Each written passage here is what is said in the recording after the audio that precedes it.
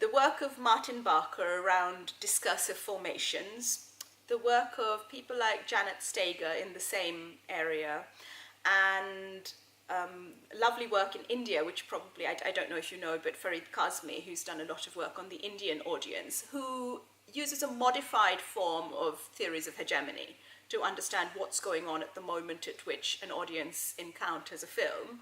I think for me, although those were textual theories, they have proved really, really fruitful in understanding what's going on when audiences explain what they're doing. If I were to move into cultural studies, I would say your work and David Buckingham's work, which doesn't naively celebrate the notion of activity, but actually interrogates the question of what does activity consist.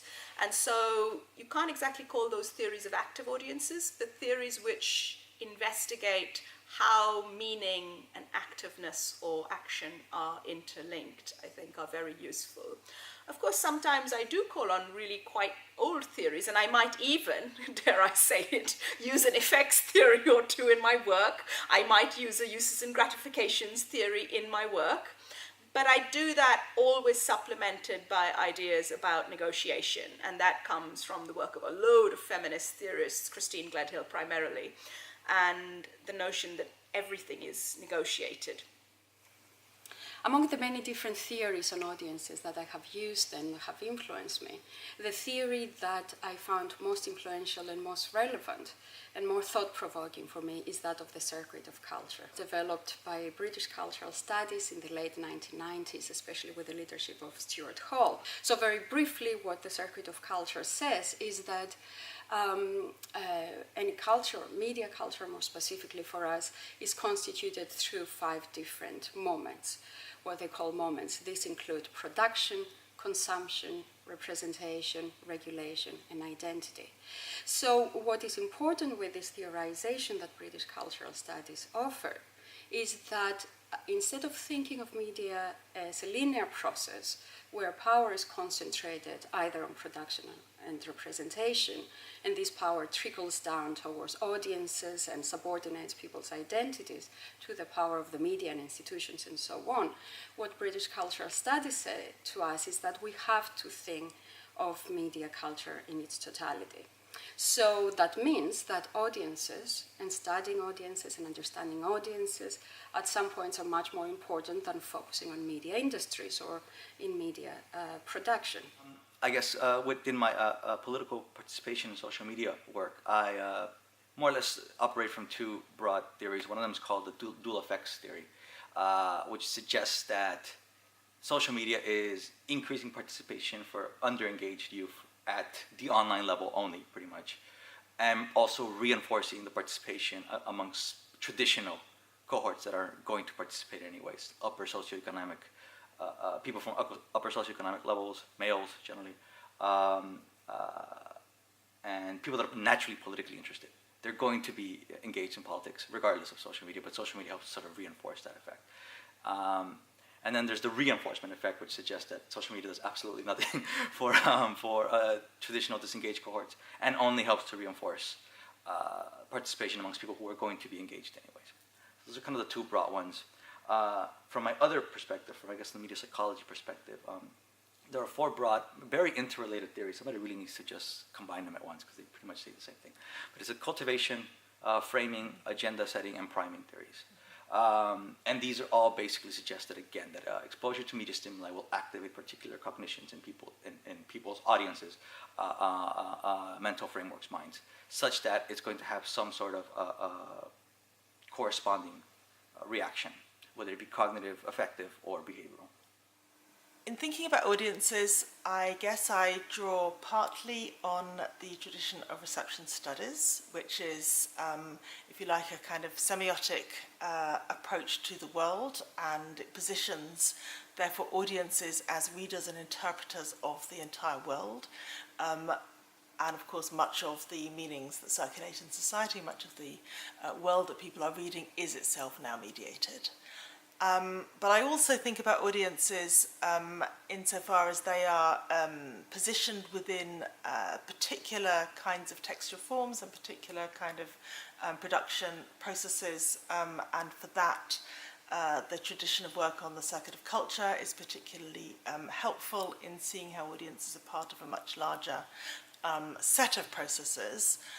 And then perhaps last, and I do try to bring all these ideas together, I try to think about audiences in relation to people's role as publics, or how it is that people, as they engage with the meanings of the media, through that engagement also engage with the rest of their lives, and so their media meanings are significant in all kinds of domains beyond their particular media engagement.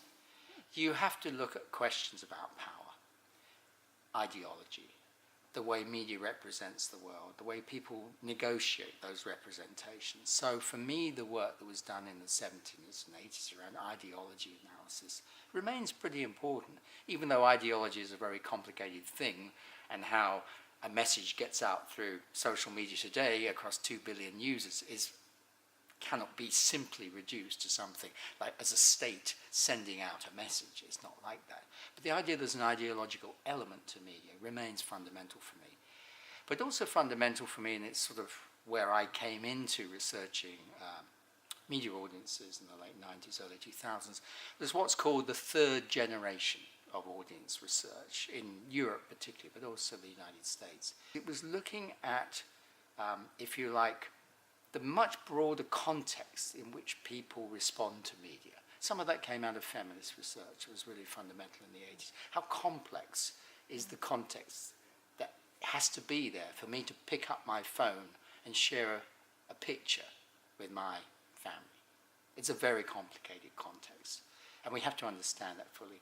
And secondly, they looked at the sheer open-ended variety of what people do in the course of their bigger lives through media. It's not just about reading a newspaper or watching a program and then switching off the TV. The text bleeds into the rest of life and it gets recycled, reworked, and that's what we have to study. And there's no boundary or end to that. It goes on, and the third generation of audience studies emphasize that. The moment I'm really looking at more social ecology approaches or social digital ecology approaches, where there's an interaction between the social context that individuals live in their everyday lives and how they shape their personalities, their interests, their motivations, but also how it's not individually constructed. So how an individual can actually be a very different type of viewer or user of media depending on the context they are in. And this context is both social, in terms of the people that surround them and the relationships that they have, but also digital. So depending, or media in this case, so depending on which media they have around them, where they've grown up, what their environment has been, this is going to determine what kind of audience or user of technology they are at that point in time, and it might differ from one day to the next, or even within a day. In using this framework, I built on kind of traditional media psychology theories, such as uses and gratifications theory, or frameworks that have been used for a long time, but also on more social psychological frameworks like theories of relative deprivation or relativity, social contextualization. Domestication is an approach that feeds into this as well. Then on the other side of it, especially when I look at more how vulnerable groups engage with media, I'm using structuration theories, theories of social capital that come more from a sociological approach to engagement with media and media audiences. Understand that audiences receive and interpret messages in very different ways depending on their histories, their politics, where they are in the world, but also depending on what screen they receive the message on, how it's produced, for what reason, what is the political economy that undergirds the production. So I think that I probably would say that my definition of audiences now is what it has been for quite some time, which is related to communication theorist Stuart Hall's understanding of the circuit of culture, where audiences are part of an interrelated dynamic of producers, media platforms, and those people texts and those people who interpret the text. So sometimes, you know, the people who interpret the text are also the people who produce the messages, and it's actually much more of a circuit process than anything linear.